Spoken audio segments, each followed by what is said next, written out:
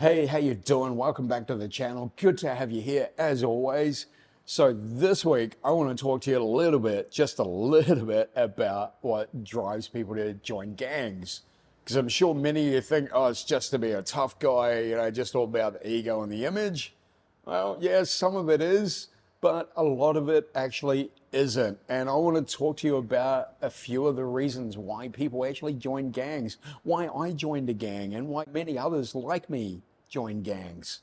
So let's get into it. Grab yourself your coffee or your popcorn or your soda. I got myself a nice latte this morning and it's delicious.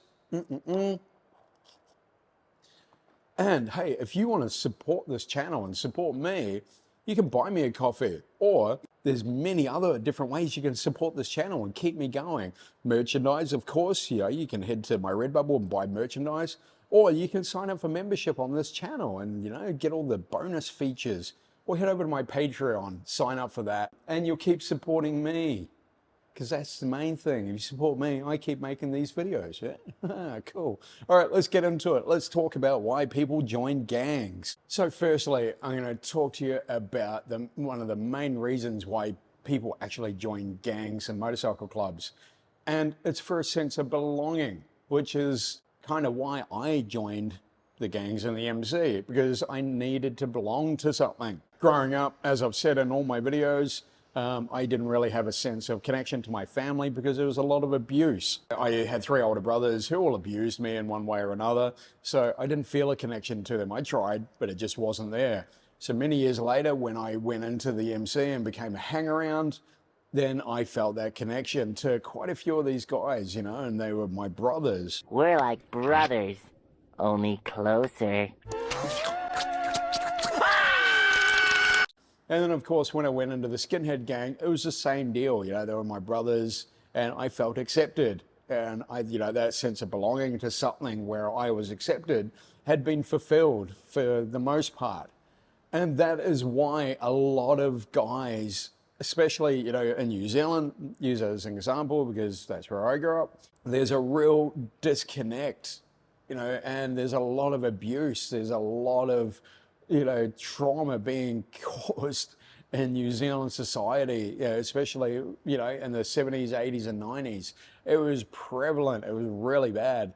And so, yeah, a lot of us acted out. A lot of us, got into fights and got into petty crime and stuff like that because we were just acting out. We're acting out these emotions which we had no idea how to deal with, So all this trauma that had been inflicted on us when we were younger was coming out in our teens to 20s and whatever as we were growing up. And we didn't know how to deal with it because we were told just to suck it up. We were like, oh, okay. So we would act out. And of course, that would lead us down a bit of a slippery path. And we'd end up with like-minded people, generally other scumbags of society. But we would find kindred spirits. We would find our brothers, and it doesn't matter, what the structure was, whether it was a gang, a street gang, or a motorcycle club, or whatever. We would generally find it in these groups because these groups are made up of pretty much the same kind of guys, had all gone through trauma in their life and sought out these groups.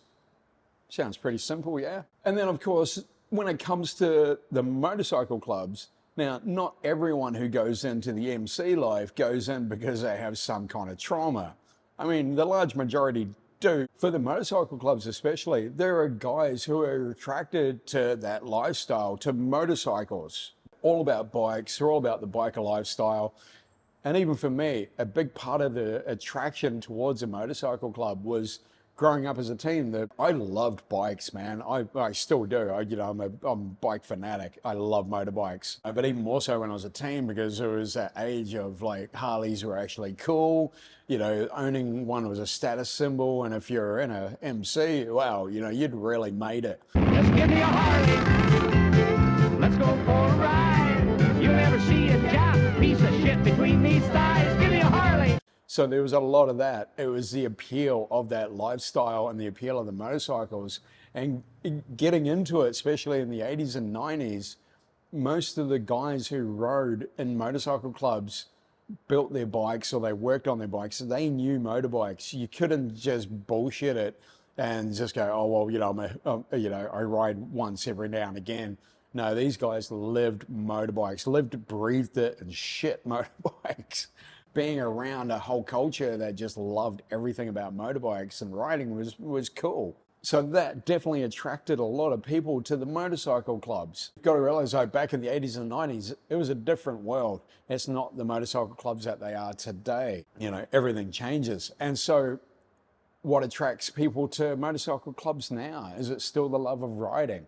Well, yes, to a degree. Now, most of the 1% MCs, they still have requirements that you have to ride, still a big ingrained part of that lifestyle. There's a percentage of the members of these clubs now that aren't about the bikes, they're not about riding.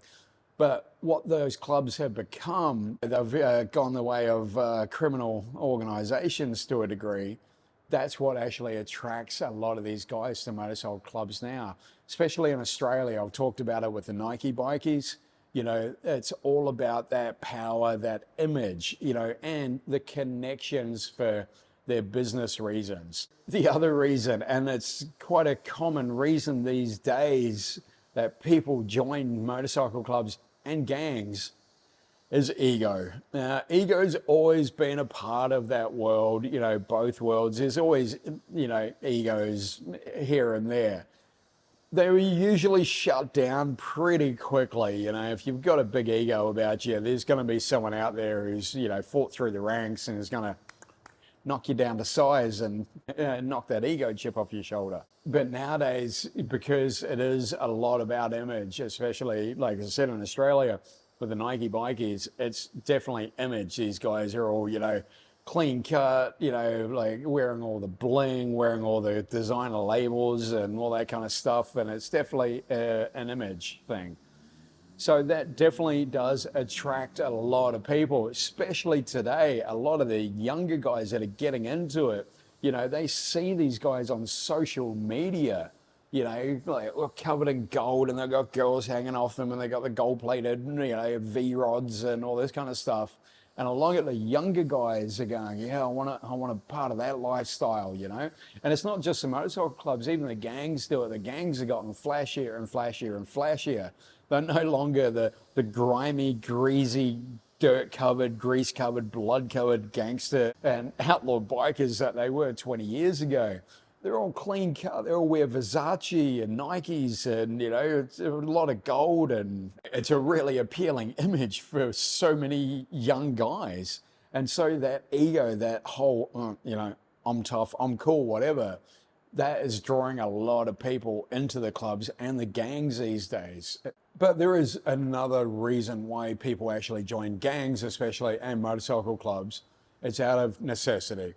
I've said in a lot of my other videos about how, oppressed people is band together that need to find that common bond to survive. New Zealand, as I've said in even my last video, it's a hard place to live.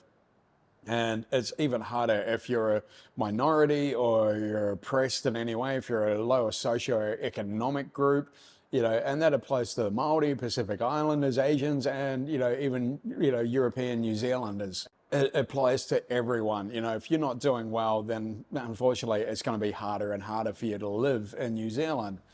And so for many, the gang is their way out of that life. And that's where the necessity comes into it. When you're growing up in an environment where you're constantly hungry, you don't know when you're going to eat next, your parents just aren't able to, give you a good life because they're oppressed as well, or they haven't been given good opportunities in life. There are many, many different reasons I'm not going to go into here, but when they see other members of their family who are, a member of a gang or a club doing really well, and you're like, hang on, they came from where I am and they're up there now, or that's what they see. And that's the thing, they only see what's in their circle. They only see what's in their family group because that's the world that they know.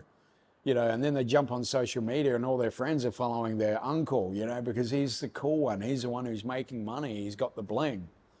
So that appeal isn't out of ego, it's out of necessity, because hey, who wants to live in poverty all their life, especially when others are finding their way out. And so, yeah, when these kids grow up, they end up joining the gangs. And for many of them, these gangs are family. A lot of the clubs and gangs especially have more of a family-based structure, especially in New Zealand. And I know even in South America, with a lot of the Latino gangs, they have more of a family-type structure. As crazy as it is, there is that structure there. Because, as I said, they have nothing else to aspire to. They know full well that they're not going to do well in school, and so they're not going to get a good job or anything like that. So they resign, making the most of the situation they're in. And then, of course, there is a lot of pressure around those groups, especially if it is family.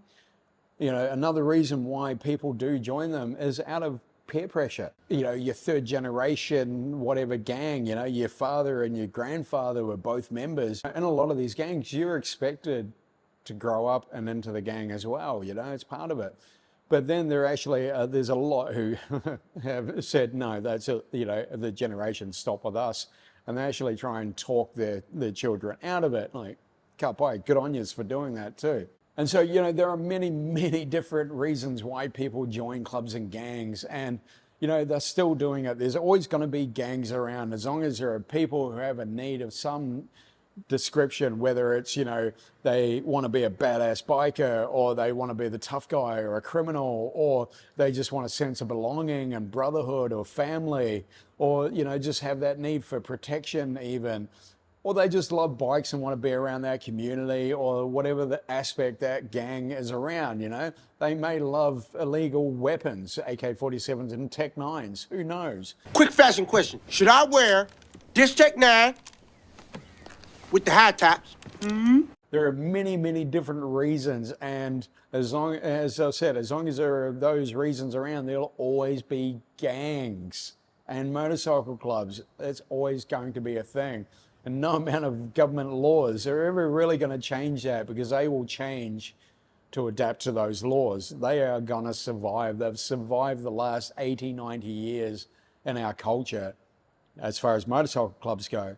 Gangs have been around a lot longer as our survivors. These groups are all about survival at the end of the day. Even if it's someone goes into it because of trauma, he's going into that to survive. To find what he thinks will fill that void, or, that sense of belonging, that whatever he needs, they're going to find it there. And that is about survival. And again, out of necessity, with, being oppressed, people are going to form together and, survive. And hey, share your thoughts below. Why do you think people join gangs and motorcycle clubs? Why did you join one if you're a member, or if you're an ex-member? Let me know in the comments below. What drove you to join or want to join these organizations? Because I know there are still many out there who want to join these organizations. What is driving you? What do you feel you need in your life that drives you to want to join a gang or a motorcycle club? Let me know. But I will see you next week on Thursday for another awesome video. Thanks so much for tuning in today. And hey, if you haven't already, give this video a big like, subscribe down below, and hit that little bell to get notified, and you'll be seeing new videos from me every week, Sundays and Thursdays. Time zones do change because of daylight savings, so turn your notifications on and you won't miss a thing. Peace out, and love and light to you.